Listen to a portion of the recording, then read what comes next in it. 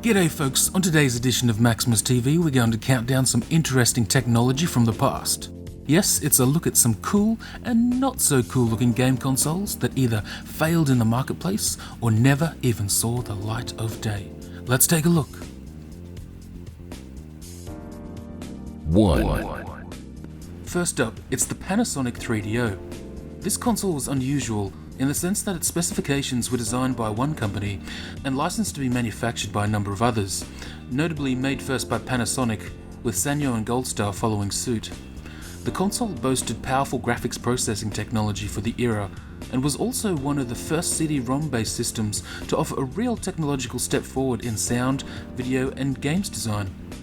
However, the 3DO failed to gain headway in the market. The console lacked software support with only one game title available at launch.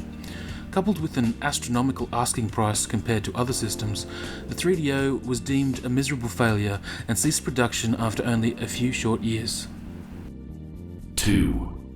The 2700, also known as the Atari Remote Control VCS, was a prototype video game console developed by Atari to be an avant-garde, wirelessly controlled version of the company's flagship 2600 console. It was intended to be released in 1981 as one of several planned follow-ups to Atari's original machine. Unfortunately, the system was never put into full production. Back in the day, wireless radio control technology was a far step behind the IF and NFC technology used in today's electronics. Traditional RC devices were notorious for interfering with each other. It's rumoured that Atari's device was no different, and that it managed to play havoc with people's garage doors and other RC-controlled household devices. Nevertheless, it's pretty cool to see an early developer attempt to pioneer the wireless gaming technology that we take advantage of today. 3. The next system on the list boasts some of the most insane-looking and impressive hardware that I have ever seen come out of the late 80s console era. Konix was a British peripheral manufacturer. They had designed and marketed a successful range of computer joysticks and controllers enjoyed by many in the gaming scene. In 1989, Konix took it upon themselves to attempt to enter the console scene by manufacturing the Konix Multi-System.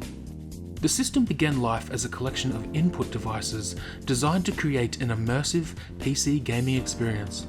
As development progressed, Konix decided to implement their own computer system into the device, essentially constructing a very sophisticated all-in-one gaming machine.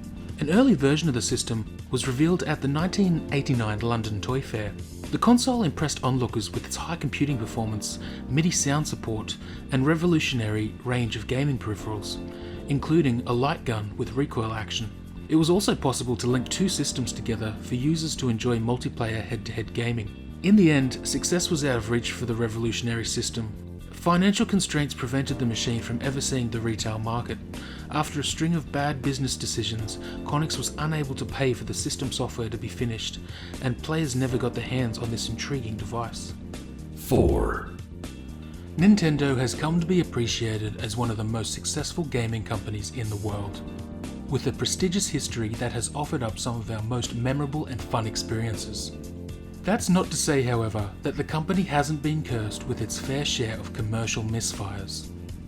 Perhaps one of the most infamous of these is the intriguing and oddly designed Nintendo Virtual Boy, released in Japanese and American markets in 1995.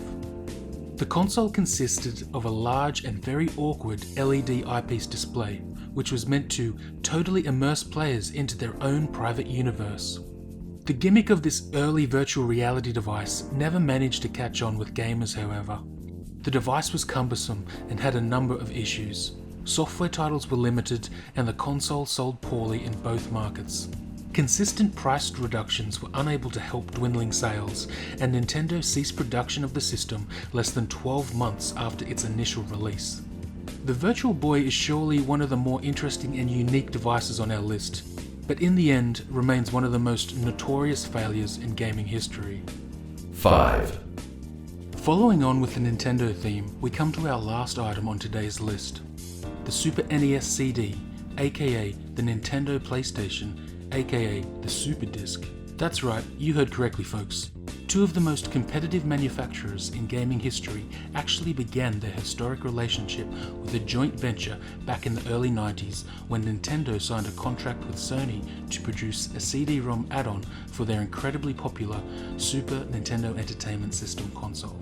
After several years of development, Sony introduced a standalone console at 1991's Consumer Electronics Show called the PlayStation. The system was to be compatible with existing Super NES titles as well as titles released for the Sony CD format.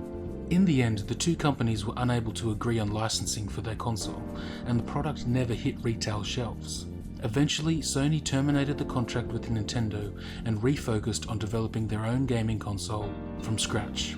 Of course, this became to be the Sony PlayStation, one of the world's most successful consoles of all time. It's rumoured that over 200 of the prototype Nintendo PlayStations were made, and over the last few years, some of them have popped up in a few lucky people's attics and garages.